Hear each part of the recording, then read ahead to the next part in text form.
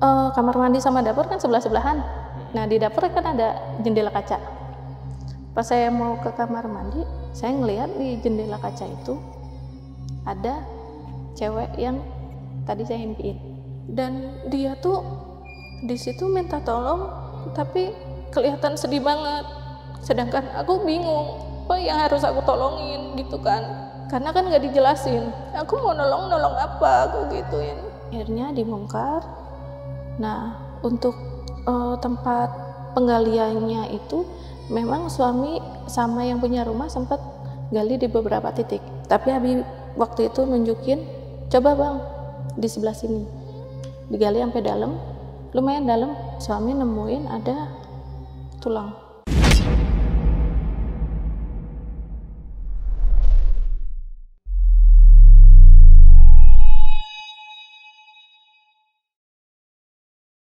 Halo pasukan Tengah Malam, gimana nih kabar kalian selama bulan puasa ini? Udah bolong berapa? Komen di kolom komentar. Dan sambil kalian komen, langsung aja kita masuk ke Saksi Misteri.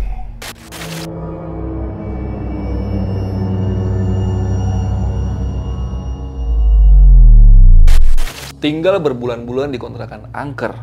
Bahkan setelah diadakan pengajian pun, kontrakan tersebut malah makin angker. Hingga teman-teman dan sanak saudaranya nggak mau lagi untuk mampir ke rumah kontrakan tersebut. Dan penghuni kontrakan tersebut udah hadir di studio Lentera Malam malam ini untuk menceritakan semua kejadian mistis yang ada di kontrakan tersebut. Dan Mbak Ria, apa sih yang ngebikin rumah kontrakan tersebut itu angker, Mbak? Dan apa Mbak Ria pernah ngelihat sosok penampakan gitu di kontrakan tersebut? Kalau penampakan itu pernah, Bang. Jadi malam-malam itu kan habis bangun dari mimpi, disuruh sama suami biar nggak mimpi buruk mungkin, disuruh wudhu. Saya ke kamar mandi, kan mau ke kamar mandi ngelewatin dapur, ada kaca di situ. Saya ngelihat ada sosok perempuan yang lagi natap saya. Berdiri? Iya. Itu kacanya berarti dari luar rumah atau di mana? Dari luar rumah. Itu wajahnya kayak apa? Mbak Ria masih ingat nggak? Pucet, mungkin kalau face kayak orang Sunda gitu. Iya. Rambutnya panjang dan pakaiannya putih karena kelihatan sedikit Sebagian badannya. Iya. Dan dia ngeliat ke arah Mbak Ria. Iya. Diem aja. Iya, cuma natap, diem, tanpa bersuara, tanpa ada gerakan apapun. Dan apa sih Mbak Ria yang akhirnya ngebuat Mbak Ria dan suami itu memutuskan untuk pindah dari kontrakan tersebut, Mbak? Jadi banyak hal negatif yang terjadi di situ kan, yang rugiin saya dan keluarga, terutama anak saya gitu. Jadi pernah kejadian anak saya tiba-tiba tahu-tahu pindah ruangan, yang tadinya tidur di kamar tahu-tahu udah kejatuh di depan kamar mandi dengan posisi tengkurap, dan ada lebam kayak bekas ditonjok itu, dan ada bekas baretan tiga baris gitu. Tadi di kamar, tiba-tiba di depan Iya. kamar mandi? Iya. Oke, berarti Mbak Ria tidur di dalam kamar sama suami sama anak, Iya. pintu dikunci, dan tiba-tiba anak nggak ada, udah di luar, tapi pintu masih terkunci dari dalam? Iya. Oke. Dan itu sempat nggak sih diperiksa ke dokter Mbak Ria tentang perut anaknya yang lebam itu? Sempat dokter langsung bawa ke dokter, tapi katanya nggak kenapa-napa, nggak yang ada pendarahan di dalam atau apa, enggak. Nggak ada. Tapi mungkin karena benturan benda tumpul, tapi nggak tahu apa. Tapi Sedangkan di lantai kan nggak ada gitu benda tumpul apa yang ada di lantai itu. Iya. Sedangkan di kamar mandi Tapi dia tengkurap depan kamar mandi itu nggak nangis?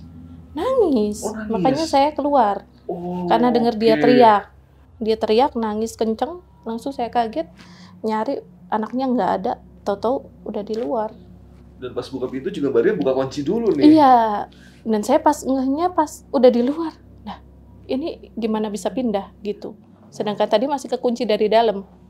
Oke.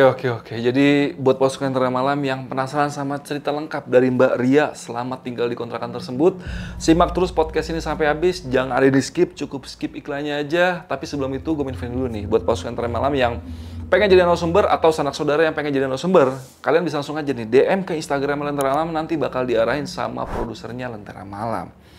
Dan langsung aja lah. Mbak Ria, udah siap untuk cerita malam ini?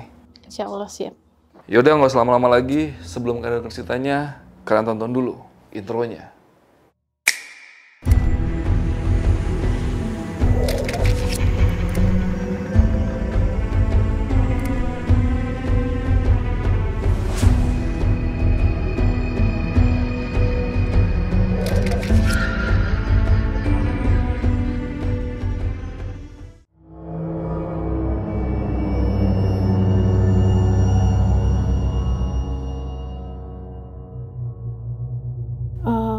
Untuk kontrakan ini kan aku mulai pindah kontrakan ke situ itu di tahun 2020. Nah, kita pindah juga alasannya karena di kontrakan yang baru ini dia udah nyediain tempat parkir. Jadi kita nggak perlu sewa parkir lagi. Waktu tahun 2020 kan lagi COVID nih, Mas. Jadi pengennya ya agak hemat gitu kan. Buat menghemat kita pilihlah kontrakan ini. Emang kontrakan ini waktu di awal aku mau masuk kan kita survei dulu dong. Tuh emang agak adem hawanya. Tapi saya pikir waktu itu ya karena belum ada yang nempatin, udah lama kosong gitu kan. Jadi ya udah, saya bilang udah coba aja dicat ulang dulu. Baru udah rapi cat ulang baru kita masuk. Akhirnya kita mutusin buat pindah. Tapi sebelum pindah itu saya adain buat acara pengajian. Di kontrakan yang lama? Di kontrakan yang baru. Yang baru. Karena kan itu baru banget mau kita tempatin. Saya adain pengajian dulu dan di situ yang datang paling saudara, teman-teman deket gitu, sama kayak reseller yang udah deket gitu kan, sama tetangga. Emang gak banyak, mungkin sekitar 15 orang. Pengajian ini kan kita adain sore, sekitar jam 4-an sore. Memang pas pengajian ini saya sih ngerasa nggak ada apa-apa dan semuanya lancar sampai selesai gitu. Jadi ya saya bilang bismillah besok kita udah bisa masuk karena setelah pengajian saya nggak tidur di situ dulu. Baru besokannya udah ready semua barang masuk baru saya pindah gitu kan. Jadi saya itu hampir setiap hari selalu ada tamu di rumah. Entah ponakan, entah saudara datang karena kan kita saya orang Jawa tapi saudara udah banyak di sini dan suami juga orang Betawi, keluarganya semuanya di sini. Jadi sering pada datang ke rumah. Setelah saya mulai pindah, kurang lebih 1 minggu, saya baru berasa waktu itu. Nah, kok sepi banget nih kontrakan? Kenapa nggak ada yang datang bertamu? Biasa aja tuh tamu selalu ada setiap hari. Nah, iseng saya tanya satu-satu. Saya tanya waktu itu ke kakak ipar dulu. Aku WhatsApp kakak ipar. Aku tanya, Mbak, kok udah lama nih nggak kesini gitu kan? Emang kenapa? Aku bilang, ya gue nggak bakalan kesana lagi. Emang kenapa? Aku bilang, gue ya habis pulang pengajian dari rumah lu, gue sakit.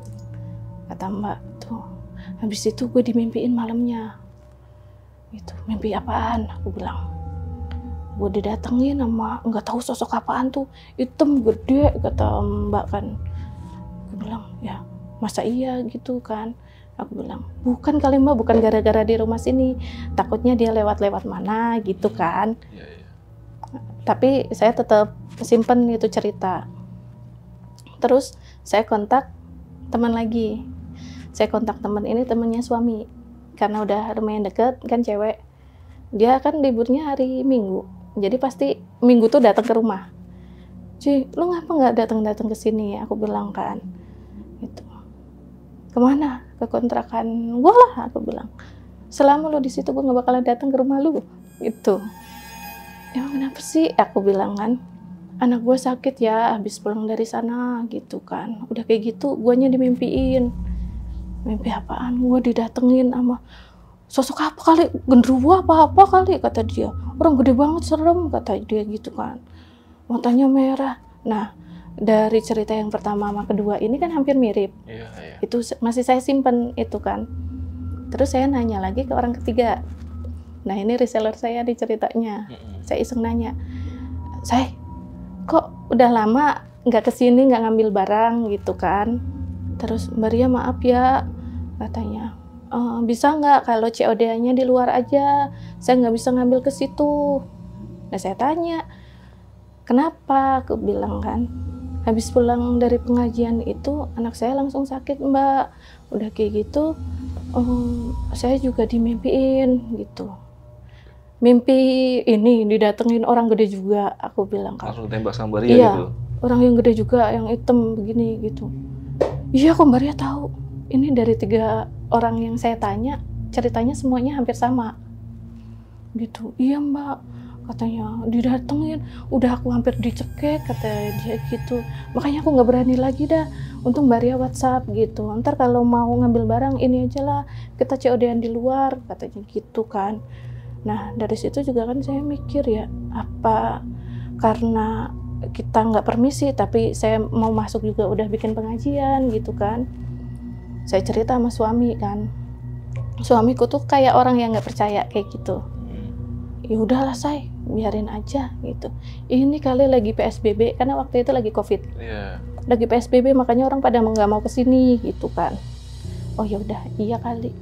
Nah, saya kan di rumah berempat. Saya, anak saya, Mbak, sama suami. Nah, sebelumnya kan saya kerja shift Bandung, Mas. Bisa pagi, bisa sore. Tapi pas setelah pindah ke situ, memang si Mbak ini nggak mau kalau saya masuk sore. Karena dia pengennya, dia datangnya selalu pagi, sore udah pulang. Biasanya itu sampai jam 9 malam pun nggak kenapa-napa di tempat yang sebelumnya. Nah, di sini dia nggak pernah mau sampai maghrib di rumah itu.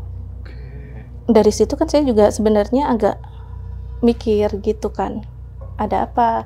Cuman si Mbak ini nggak mau cerita. Setelah sebulan nempatin di situ, tiba-tiba si Mbak ini minta resign. Minta resign dadakan dan nggak ngasih alasan apapun.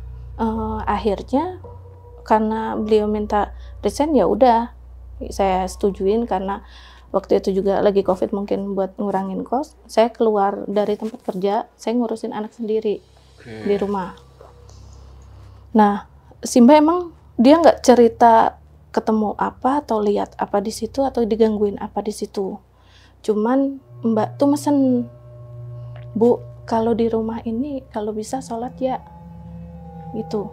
Karena saya juga pas Mbak bilang begitu, saya juga agak mikir nih. Oh iya ya, saya dari mulai masukin rumah ini kurang lebih 1 mingguan tuh saya mens sampai 3 minggu dan nonstop. Itu udah kayak orang pendarahan banyak. 3 minggu? Iya. Nggak normal, berarti ada sesuatu yang aneh nah, gitu ya? Dari ucapan Mbak seperti itu, saya agak mikir, oh iya ya, saya nggak pernah sholat. Akhirnya saya konsul ke dokter. Sempat konsul ke dokter, cek darah, terus cek HB, cek kandungan, sampai cek hormon. Nggak kenapa-napa nih, nggak ada masalah. Tapi mungkin saya pikir waktu itu ya karena satu, beban pas COVID itu, kedua karena saya keluar kerja jadi hormonnya nggak stabil mungkin. Ya, bisa jadi. Pikiran saya di awal. Nah, Mbaknya udah ngomong kayak gitu, yaudah saya juga bilang kan sama Mbak, yaudah Mbak, coba sampein ke Bapak juga. Karena suami saya itu nggak pernah mau sholat di rumah. Dia kalau sholat kan senangnya jamaah, atau memang karena dia kerjanya mobile, dia nggak pernah sholatnya di rumah. Gitu kan. Ya udah coba ngomong aja sama Bapak juga. Gitu, iya Bu, gitu. Saya udah nggak bisa kerja lagi di sini. Gitu kan. Kenapa Mbak? Udah saya nggak bisa cerita gitu kan. Yang penting saya pamit gitu sampai hari ini aja. Akhirnya ya udah sampai situ saya mulai di rumah kan, karena keluar kerja saya mulai di rumah, baru mulai banyak aktivitas di rumah karena selama ini kerjaan saya cuman keluar masuk kamar doang kan, ibarat nggak pernah masak, nggak pernah ngapa-ngapain. Nah jadi rumah itu sendiri ini Mas, posisinya tuh depan ada halaman buat parkir, terus ada teras, terus ada lorong kecil, sebelah sini kamar saya, sebelah sini kamar Mbak. Nah, terus agak ke belakang dikit, ada ruang, kayak ruang makan gitu yang saya gabung sama ruang TV. Ada bangku lah di situ. Saya taruh bangku-bangku makan. Terus agak ada 2 tangga gitu, baru kamar mandi sama dapur. Dan di dapur itu ada kaca jendela lumayan besar. Karena di dapur nggak bisa dipasang tirai kan. Takut deket kompor kena. Pas saya udah mulai sering aktivitas di rumah, waktu itu saya lagi nyuapin anak saya siang-siang, sekitar jam 1 siang. Dia sambil nonton TV, saya sambil nyuapin. Saya sambil nyuapin kan kaki saya nggak bisa napak begitu ya, kan agak gantung. Iya karena pendek. Nah pas mau selesai nyuapin itu mau naruh piring, saya turun dong. Saya turun, pas turun kok kayak ada lengket-lengket gitu di kaki. Nah pas saya lihat ternyata darah. Tapi darahnya ini nempelnya di telapakan doang. Anak saya juga waktu itu teriak, udah darah gitu. Nah, saya juga heran, nah, ini darah dari mana? Terus saya nelpon suami, sempat waktu itu saya fotoin ke dia. Yang masa ada darah di kaki gitu? Coba cuci, takutnya ada yang kebeset atau apa gitu kan. Tapi ini lumayan banyak dan tebel nempel. Di kaki? Di telapak. Di lantai? Iya, karena pas lagi napak begitu, lah kok darah semua gitu.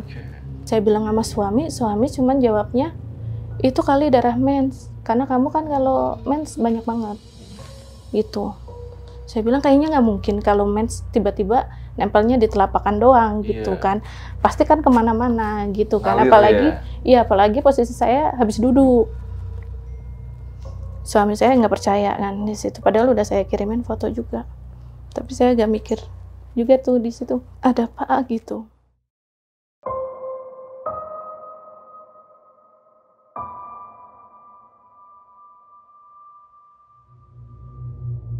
Nah terus di hari-hari berikutnya, dan ini kan aku mulai banyak waktu buat anak. Anakku tuh sering ngobrol sendiri di kamar. Sering ngobrol sendiri. Saya pikir waktu itu karena baru umur 2 tahun, lagi seneng-senengnya ngomong, lagi belajar ngomong komunikasi, ya saya anggap tadinya biasa aja. Terus udah mulai berjalan beberapa hari, dia udah mulai kalau tengah malam tuh tantrum. Jadi anakku kan tiap malam tuh mintanya keluar mulu, setiap jam 12 malam. Nah pas banget suami di rumah nih, saya juga agak pegel juga karena dia tengah malam selalu ngambek tantrum kayak gitu. Saya bilang sama ayahnya, yaudah ya coba kita ikutin aja deh gitu. Saya buka pintu, dia langsung lari kabur. Saya ikutin di belakang sama ayahnya. Itu dia lari ke taman yang ada di komplek itu. Jadi saya ngontrak itu di dalam komplek. Tamannya kan banyak pohonan gede gitu ya. Saya juga agak serem kan. Saya bilang, dek, besok pagi aja ya, temannya bilangin. Saya bilang kan, mainnya besok lagi. Saya bilang, kan udah jam 12 nih, Abi harus tidur. Udah tuh akhirnya saya ajak pulang lagi, dia mau. Pulanglah tidur. Tapi saya ngobrol sama ayahnya, ya ini kayaknya udah nggak beres nih. Masa iya tengah malam setiap jam 12 dia minta keluar mau main sama siapa, sedangkan pas kita ikutin nggak ada siapa-siapa di situ. Yaudah saya coba nanti aku tanya sama ponakannya dia gitu kan, gurunya bisa nggak datang ke rumah. Akhirnya itu malam aku ngobrol sama suami, besokannya gurunya datang sore sekitar jam 4-an habis asar. Habis asar, gurunya ponakan ini datang ke rumah, ngelihat anak saya, terus saya bilang kan saya minta tolong, Pak minta tolong dong ini dibentengin rumahnya, gitu kan. Sebelumnya sih udah pernah dibikin pengajian, cuman kok kayaknya masih suka ada yang ganggu gitu kan. Coba tolong dibentengin, sama tolong diliatin anak saya kenapa selalu main sendiri, kayak ngobrol sama orang tapi nggak ada siapa-siapa, dan kalau malam selalu ngamuk, minta keluar rumah, katanya ada teman-temannya. Terus akhirnya sama Pak Ustadz ini yang gurunya ponakan, dia bilang, Bu, anak ibu tuh ada yang nemenin tapi memang nggak kelihatan. Nah kalau kayak gini makan badan nggak, karena kan anak kecil kalau tengah malam begadang mulu juga kan nggak bisa gemuk ya Bang ya. Saya bilang begitu, solusinya apa? Ini aja ditutup dulu mata batinnya boleh nggak gitu. Yaudah nggak apa-apa asal yang terbaik gitu kan. Saya minta tolong ditutup mata batinnya. Jadi ustadznya itu datang sebenarnya kan berdua. Masuk nggak berapa lama, itu muridnya dia nggak mau masuk lagi di dalam. Dia baru masuk sebentar, tahu-tahu keluar lagi dan nggak mau masuk sampai terakhir. Sampai ustadz itu selesai bentengin pun dia nggak mau masuk ke dalam rumah. Tapi muridnya ini nggak cerita ada apa atau gimana, enggak. Nah, setelah selesai nutup mata batinnya anakku, terus udah selesai bentengin, saya pikir udah clear. Waktu itu udah nggak bakalan ada gangguan lagi gitu kan di rumah itu. Nah, ternyata dari situ malah lebih parah. Kayaknya mungkin ada yang nggak terima atau gimana, saya juga nggak tahu. Jadi pernah kejadian malam-malam itu saya posisinya udah tidur, anak saya tidur di sebelahnya. Nah, ya saya kan tidur biasa ngelonin begitu. Ada ayahnya juga di dalam, jadi ayahnya, anak saya di tengah, terus saya di pinggir. Nah, lagi tidur pulas tiba-tiba kedengar suara anak saya teriak nangis kencang banget. Nah, saya cari, nggak ada lah di sebelah saya tuh nggak ada. Terus akhirnya saya keluar, buka pintu, buka kunci. Saya keluar, anak saya udah di tangga yang arah mau ke kamar mandi. Nah, posisinya dia udah kayak orang tengkurap gitu. Di dekat tangga itu. Nah, pas saya balik, itu perutnya udah lebam, hitam. Karena harusnya kalau jatuh itu nggak langsung biru. Ini sampai lebam kayak orang habis ditonjok. Lebam banget. Dan ada goresan kecil 3 biji, tapi nggak kayak cakaran dalam. Makanya saya pas ngelihat kayak gitu, saya agak raba-raba kepentok apa nih gitu, sampai hitam banget begitu. Nah, habis ngelihat kayak gitu, saya baru mikir, lah kan kamar dikunci. Ini anak saya mau ngapain nih keluar? Terus kunci kan masih di dalam nyantol begitu kan. Saya bilang, nah ini kuncinya masih ngunci tuh pas saya mau keluar nyamperin dia gitu. Nah, ini bisa di luarnya dari mana? Kata suamiku kan marah juga waktu itu. Kamu gimana sih ibunya? Gitu, bukannya anaknya kalau ke kamar mandi dianterin? Itulah saya bilang, saya nggak tahu anak saya mau ke kamar mandi. Tahu-tahu udah ada di luar, emang arahnya mau ke kamar mandi itu. Udah tuh dari situ, kayaknya udah ada yang nggak beres gitu kan, saya pikir. Besokannya saya bawa ke dokter karena takut ada pendarahan di dalam. Kata dokter nggak kenapa-napa kan, alhamdulillahnya nggak kenapa-napa. Nah, habis kejadian itu, malam berikutnya saya dimimpiin.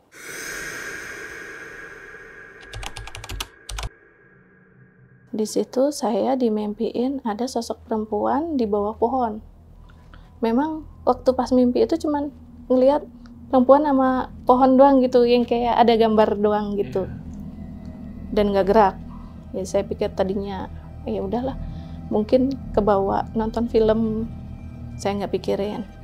Terus malam berikutnya lagi saya ngimpi lagi dengan hal yang sama. Mimpi itu perempuan di bawah pohon itu. Sama. Karena ini udah mimpi yang kedua, saya mulai agak aneh. Kok mimpinya sama? Tapi posisinya kayak, entah itu kayak gambar di zoom atau sayanya yang maju gitu loh, mulai agak deket. Itu yang kedua, saya belum cerita sama suami. Terus malam berikutnya, itu mungkin saya kalau tidur kan biasa sekitar jam 10, jam 11 gitu. Saya tidur pas kebetulan suami lagi ada di rumah. Itu sekitar jam 10, jam 11-an. Saya tidur, saya mimpi lagi dengan mimpi yang sama. Saya ngelihat sosok perempuan di bawah pohon, tapi nangis. Karena mulai posisinya agak ke zoom lagi dikit, jadi agak deket. Saya ngelihat dia lagi nangis di situ. Saya agak kebangun gitu kan. Habis mimpi saya kebangun, astagfirullahaladzim. Ya, masa aku ngimpi 3 kali berturut-turut ngimpinya sama. Aku bilang kan, ngimpinya sama, aku ngelihat cewek di bawah pohon ya, aku gituin. Ya, kamu nggak baca doa kali, suamiku cuma bilang begitu. Coba kamu wudhu dulu aja baru tidur gitu. Oh iya kali, tadi aku lupa. Aku bilang, nah saya ke kamar mandi lah habis itu kan, niatnya mau wudhu. Jadi kan kamar mandi sama dapur kan sebelah-sebelahan. Nah, di dapur kan ada jendela kaca. Pas saya mau ke kamar mandi, saya ngelihat di jendela kaca itu ada cewek yang tadi saya impiin.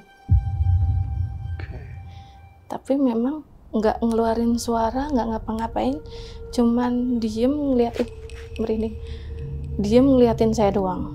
Ngeliat begitu ya saya kabur kan bang, langsung balik lagi ke kamar kan. Saya cerita sama suami kan, ya masa aku ngeliat orang yang di mimpi. Aku bilang, ya itu kali masih ke bawah, kata dia kan, masih ke bawah kali sampai ini kamu kebayang-bayang gitu dari mimpi itu. Ya saya juga cuma mikir masa iya gitu kan. Terus sama saya kan emang nggak percaya yang begitu kan. Besokannya lagi, ya biasa setiap malam kan tidur ya. Tidur jam 10, jam 11-an saya tidur. Nah yang keempat ini, dia mulai ada komunikasi bang. Dan posisinya ini udah lebih dekat dari yang sebelumnya. Nah di sini dia mulai komunikasi, dia minta tolong.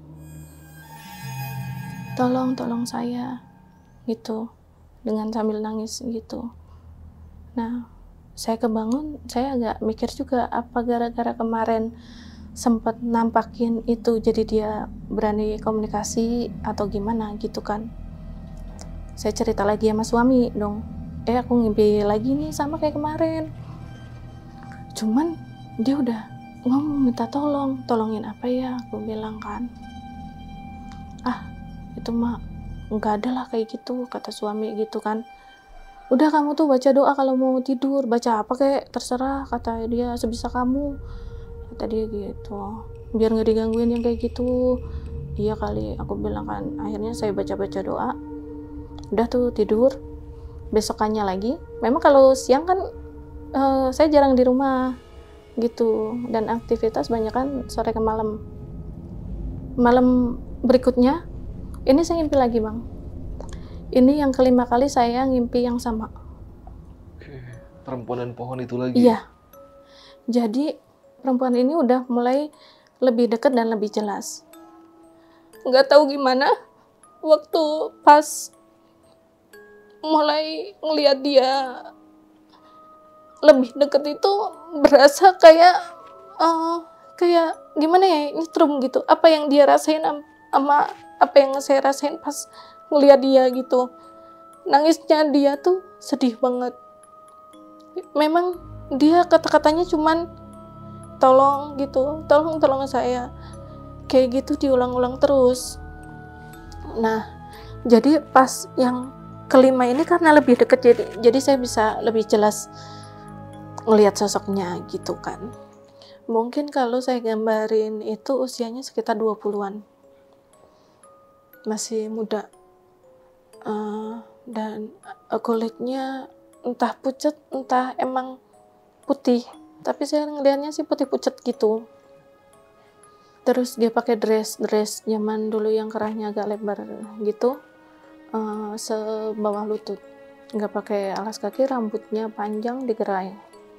Dan berkali-kali di situ dia cuman bilang tolong saya gitu. Nah, dari mimpi yang kelima ini, nggak tahu gimana saya kebawa perasaan juga, sampai ke bawah mimpinya saya nangis di situ. Juga ada suami juga di sebelah. Saya bangun, saya kenapa gitu kan? Apa kamu dimimpiin almarhum bapak? Karena kan memang sering, entah siapa yang saudara yang suka meninggal, kalau pengen dikirimin doa atau apa tuh saya suka dimimpiin dulu gitu. Saya cerita sama suami, orang yang ada di mimpiku beberapa kali ini yang aku ceritain, yang sosok perempuan ini, entah kenapa masuk ke mimpiku lagi ya, aku bilang kan. Dan dia tuh di situ minta tolong tapi sedih gitu kan, kelihatan sedih banget. Sedangkan aku bingung apa yang harus aku tolongin gitu kan, karena kan nggak dijelasin. Aku mau nolong apa, aku gituin. Kata suamiku, udah coba kita doain, yasinin lah. Ngirimnya ke siapa, karena kita nggak tahu itu dia siapa. Yaudah kita doain aja. Yaudah coba doain. Akhirnya malam itu aku nggak bisa tidur lagi sampai pagi. Terus ya kayak biasa, aktivitas biasa. Terus malam berikutnya lagi aku mimpi lagi Bang, yang keenam. Ini udah yang keenam. Pas mimpi yang keenam itu dia udah deket banget, mungkin kayak muka ketemu muka gini. Nah dia sama, kata-katanya nggak pernah berubah, cuman minta tolong saya sambil nangis. Nah setelah itu saya kesurupan.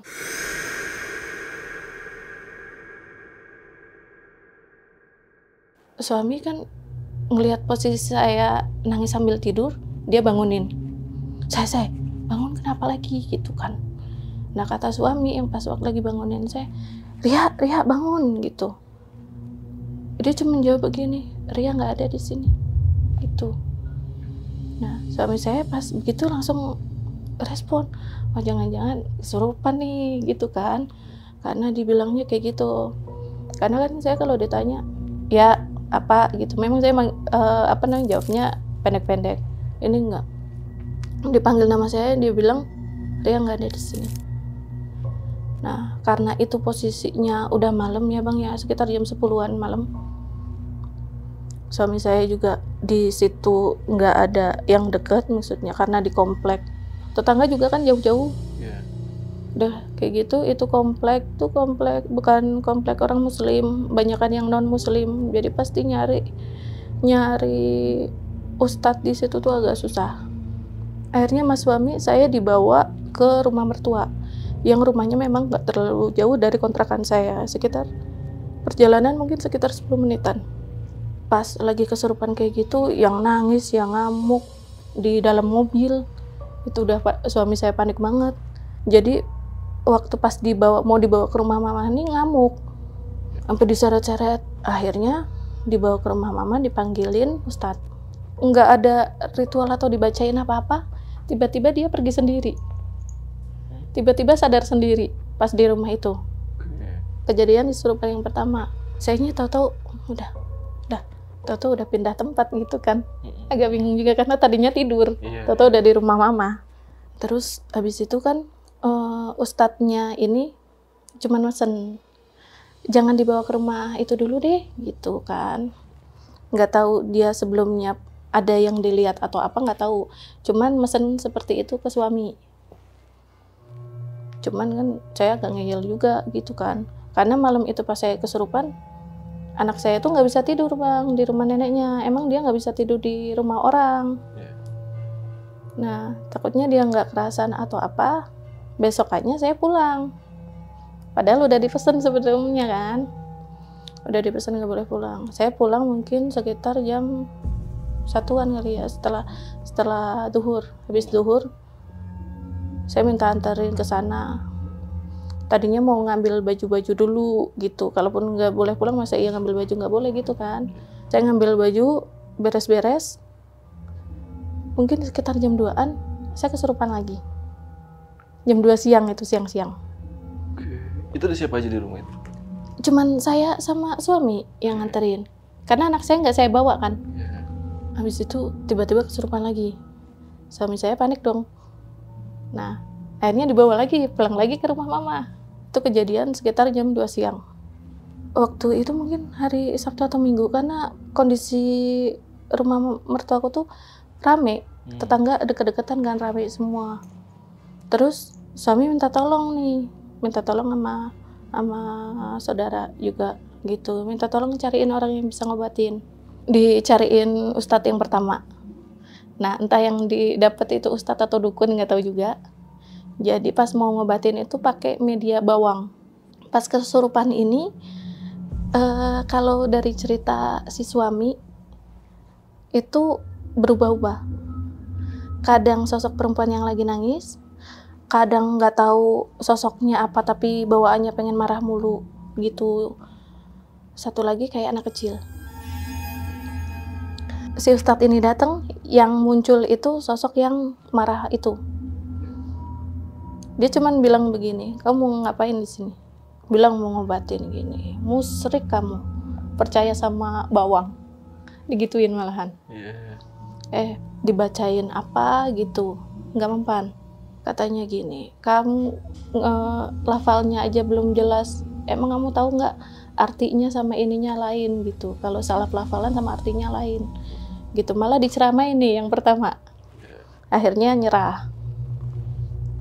Terus datang lagi yang kedua, dipanggil lagi orang lain lagi. Ini kakak ipar lagi yang manggilin. Kakak ipar yang manggilin itu sama, nggak sanggup karena pas dia datang ngamuk dan sempat beberapa orang megangin, itu nggak ada yang bisa megang gitu. Ngamuk sengamuk-ngamuknya, akhirnya nyerah juga. Terus akhirnya sama bapak mertua, waktu itu masih ada bapak mertuaku, itu manggil guru ngajinya beliau, ustadz yang lumayan terpandang di kampung situ. Tapi pas ustadznya datang, dianya malah makin marah. Saya tuh sempet dipegangin sampai sekitar 10 orang cowok. Padahal kan saya ya biarpun badan gede kan nggak yang sekuat itu gitu kan. Pada dicakarin, ngamuk begitu, teriak-teriakan. Itu udah jadi tontonan warga situ gitu kan. Ini nggak ada yang bisa ngatasin semua sampai sekitar jam 10 malam. Karena masih begitu aja. Saya kesurupan dari siang sampai malam, Bang. Belum ada yang bisa ngobatin. Abang kandung saya kan baru pulang kerja waktu itu.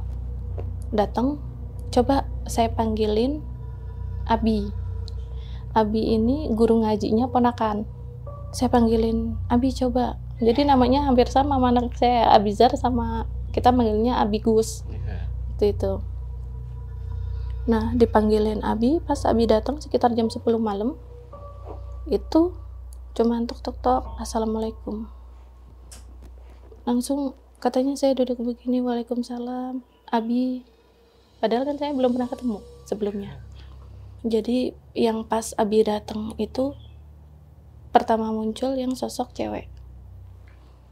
Yang sosok cewek ini muncul, dia nangis minta tolong sama Abi. Gitu, apa yang bisa ditolong? Dia minta tolong buat disempurnakan jasadnya. Nah, karena kan kalau kayak gitu kadang suka bohong juga ya Bang ya. Kita juga suka nggak percaya gitu kan. Tapi nggak tahu gimana, setelah minta tolong kayak gitu, sempat mereka bisik-bisik berdua begini. Entah apa yang diomongin waktu itu, suami juga nggak dengar, gitu kan. Ya udah Kak, kan Abi manggilnya gitu. Ya udah Kak, saya coba semampu saya buat sempurnakan, tapi saya kalau minta tolong buat dipulangkan ke orang tuanya saya nggak bisa, karena nggak tahu gitu. Nah, minta disempurnakan kayak gitu, akhirnya kita kan tanya, emang apa yang mau disempurnakan gitu. Terus Abi bilang, Bang Arif, besok kita coba ke rumah kontrakan itu gitu. Jadi yang masukin karya ini, dia bilang katanya dia korban dan dia minta tolong sama Abi buat disempurnakan. Tadinya minta buat dipulangkan ke orang tuanya karena kata dia orang tuanya nyari-nyari, tapi Abi nggak bisa. Setidaknya kita sempurnakan aja jenazahnya biar nggak ganggu. Akhirnya suami saya, yaudah Abi coba besok ke sana, karena memang Abi ini kan nggak tahu rumah saya di mana kan yang sebelumnya. Udah di situ sosok ini keluar sendiri, pamit sama Abi itu, pamit terus bilang makasih, keluar sendiri. Masuk lagi yang sosok anak kecil. Nah, sosok anak kecil ini yang pas masuk memang gayanya kayak anak kecil ya. Terus kata dia, aku di sana takut sendirian gitu kan. Teman aku udah nggak ada, teman aku udah di sini. Jadi kata dia temennya dia itu anak saya. Oke. Jadi kan waktu itu saya cerita anak saya sempat ditutup mata batinnya. Jadi mungkin menurut dia udah nggak punya teman lagi nih. Nah, akhirnya waktu itu Abi bilang, kamu mau temenan sama Abi aja gitu, mau ikut gitu kan. Iya mau. Akhirnya yaudah, tapi keluar ya gitu. Padahal kayak nggak ada yang ritual gimana, cuman kayak diajak ngobrol gitu, pada keluar sendiri sama Abi ini. yang sosok anak kecil ini keluar, yang katanya mau ikut Abi, tiba-tiba saya kayak masuk lagi sosok yang berbeda. Nah, yang ketiga ini agak bandel. Yang ketiga ini nggak mau lepas sama sekali. Kata dia mau bawa saya ke alamnya. Nah, sosok ini sendiri ternyata yang pernah masuk ke mimpi-mimpi orang yang pernah datang ke rumah. Yang sosok hitam itu. Sosok hitam yang matanya merah yang gede. Itulah dia. Dia cerita katanya dia panglima dari Laut Selatan. Pokoknya ceritanya kayak gitu. Intinya dia mau bawa saya ke alamnya. Makanya kenapa saya dibikin sakit, kenapa saya nggak bisa sholat, sampai hampir selama saya nempatin kontrakan itu, saya mens terus-terusan kayak orang pendarahan. Ternyata dibikin akibat dari sosok yang hitam ini.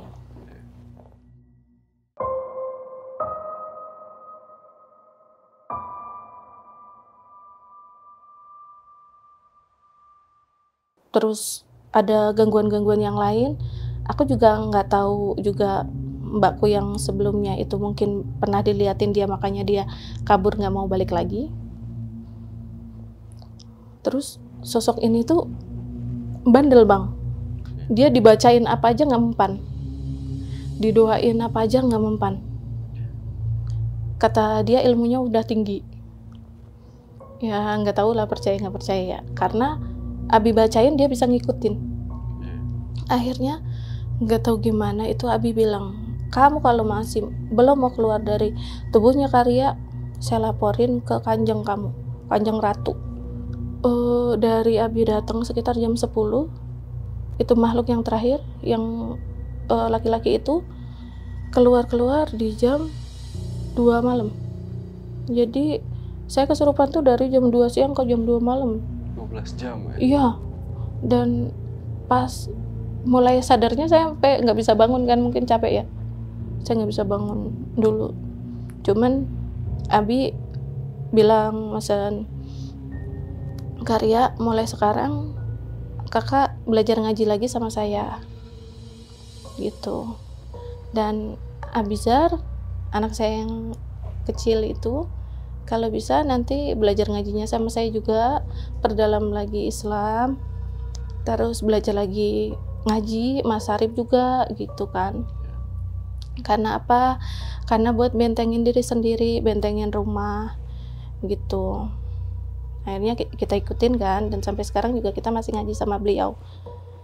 Terus Abi ngelanjutin lagi obrolan yang mau ke kontrakan itu. Nah akhirnya suami, yaudah Abi saya minta izin dulu sama PRT sama yang punya rumah gitu kan. Kalau memang diizinin, coba kita bongkar apa yang si sosok perempuan ini sampein bener apa enggak. Kita juga butuh pembuktian juga kan sebenarnya. Tapi nggak tahu gimana, harusnya kalau emang nggak bisa dipercaya kan Abi juga nggak mungkin mau ke sana gitu. Terus keesokan harinya pagi itu suami sekitar jam 7-an itu udah datang ke rumah PRT minta izin.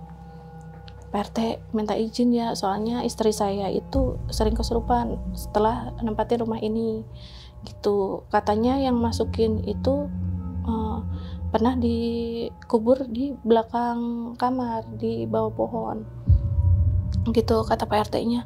Nah itu saya juga lagi heran Mas, kenapa Mas Arif bisa tinggal di situ sampai 3 bulan gitu. Soalnya selama ini yang ngontrak di situ tuh nggak pernah lama, kadang 2 hari 3 hari udah pindah, terus seminggu 2 minggu pindah gitu. Makanya itu kontrakan ya kosong mulu seringan.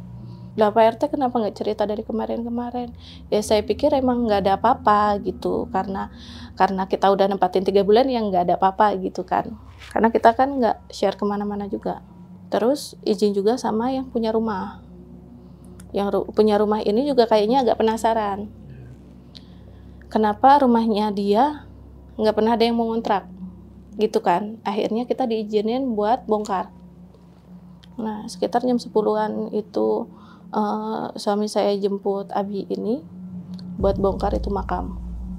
Datang ke sana, jadi berempat yang bongkar. Suami, Abi, RT sama yang punya rumah. Cuman waktu itu memang dipesen jangan sampai kedengaran orang luar. Karena itu komplek punya pemerintah gitu yang disewakan. Dan ya mungkin nggak mau rame gitu kan, ya udah nggak apa-apa, akhirnya dibongkar. Nah, untuk tempat penggaliannya itu memang suami sama yang punya rumah sempat gali di beberapa titik, tapi Habib waktu itu nunjukin, coba bang di sebelah sini digali sampai dalam, lumayan dalam, berapa puluh senti kali kedalaman itu. Suami nemuin ada tulang. Cuman kan agak, dia kan belum pernah lihat tulang manusia langsung ya. Abi, ini apa ya gitu. Terus diambil, udah nggak apa-apa, dikumpulin, ditaruh di kain gitu. Terus gali lagi, ketemu lagi. Memang kayaknya kalau dibilang rangka manusia utuh tuh enggak. Cuman ada beberapa bagian doang. Nah, untuk kejadiannya sendiri, ini menurut Abi, kenapa bisa ada rangka di situ? Jadi si cewek ini tadinya dia korban dikubur, ditanamin itu pohon, biar menghilangkan jejak. Makanya kenapa itu bisa ada di bawah itu, dan mungkin dia juga kenapa yang ngontrak sebelum-sebelumnya itu sering nggak betah, mungkin karena dimintain tolong juga tapi nggak ada gerakan gitu, nggak tahu harus ngapain, nggak tahu. Nah, setelah ada itu dikumpulin ada beberapa bagian, akhirnya sama Abi dibawa, katanya mau disempurnakan. Memang setelah ditemukan itu saya nggak balik lagi ke kontrakan itu bang, saya langsung pindah karena takut juga kan. Dan Abi ini juga mesen, Kak Ria jangan nginjekin kaki lagi ke sana gitu. Saya udah dipesan kayak gitu, yaudah sampai pindahannya pun saya nyuruh orang. Saya nggak ikut serta sama sekali. Setelah selesai bongkar itu sampai ditemuin, sampai disempurnakan kayak gitu. Setelah itu memang saya nggak pernah ada gangguan yang sampai ngefek ke badan gitu kan. Ya mungkin saya bilang memang dari rumah itu sendiri gitu, dan penghuni situ yang emang agak rese. Iya, berarti bisa dibilang kontrakan tempat Mbak Ria tinggal itu punya sejarah yang cukup kelam ya. Iya. Walaupun itu di belakang rumahnya. Iya. Nah, kalau dari depan itu kan nggak kelihatan. Pohonnya ya kecil, kita nggak tahu tuh bawahnya seperti apa. Jadi aku waktu pas dimimpiin nggak tahu kalau posisinya itu perempuan di bawah pohon yang ada di belakang rumah. Karena kan saya nggak pernah lihat. Itu pohonnya pohon apa sih? Pohon apa ya yang buahnya kecil-kecil gitu? Bukan ceri, bukan ceri. Bukan. Tapi udah lumayan besar pohonnya. Gede. Udah lumayan besar. Iya. Berarti bisa dibilang udah lama di situ. Iya. Ada di situ. Iya. Tapi yang punya rumah ini dia nggak tahu kalau ada jenazah yang sempat dimakamin di situ, dikubur di situ. Karena komplek ini sendiri baru ada mungkin sekitar 1980-an. Dan kejadian itu mungkin kalau perkiraan saya jauh sebelum itu.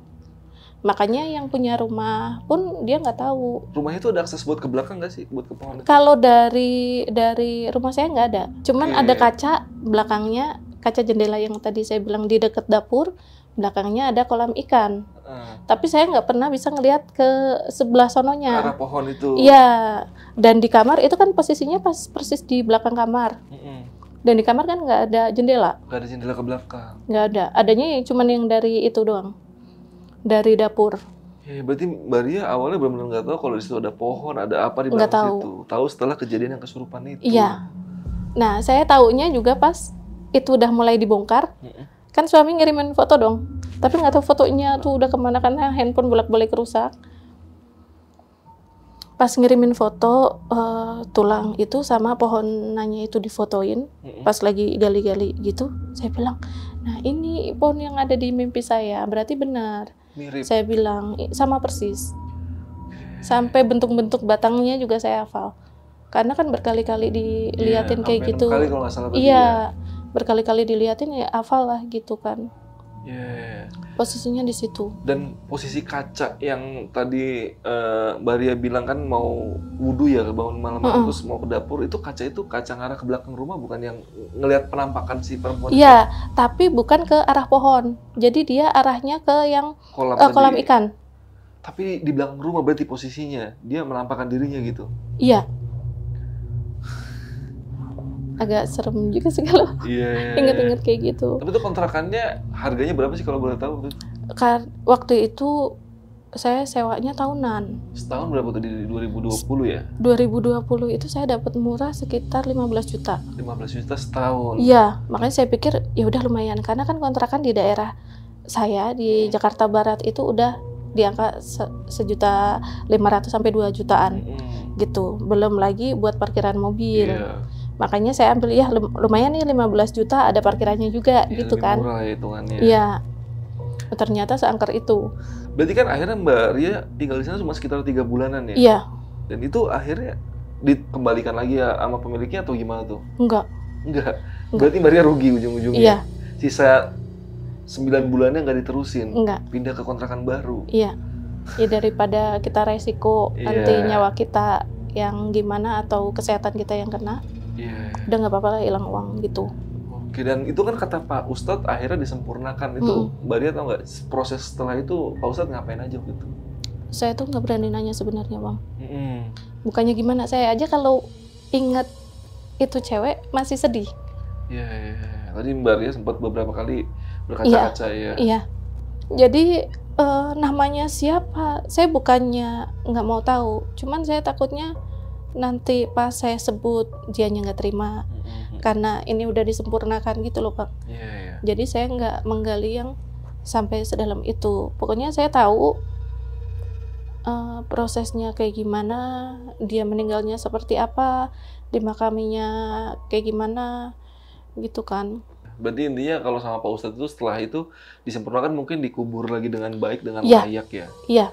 Walaupun karena kejadian udah lama, kemungkinan ya kejadian udah tahun 70-an atau 80-an, ya udah nggak tahu keluarganya di mana, akhirnya ya udah nggak bisa dikasih nama pun, mungkin nggak dikasih nama kali, atau dikasih nama katanya. Kata ustadznya, beliau tahu namanya. Karena kan buat bacain doa kan khususon siapa. Iya kan? Dibacakan doa. Iya. Cuman beliau nggak cerita namanya siapa atau siapa, dan saya juga nggak nanya gitu, takutnya keungkit lagi. Itu. Nah akhirnya kan ujung-ujungnya pada akhirnya suamilah yang membantu untuk menggali kerangka almarhum itu yang di belakang rumah.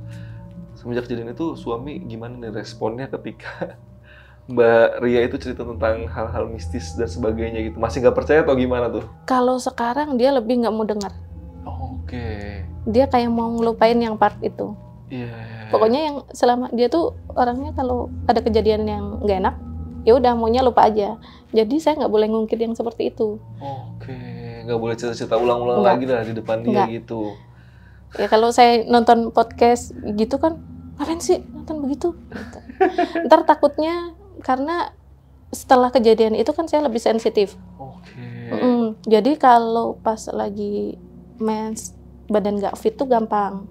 Ada yang masuk gitu. Makanya suami mungkin bentenginnya kayak gitu.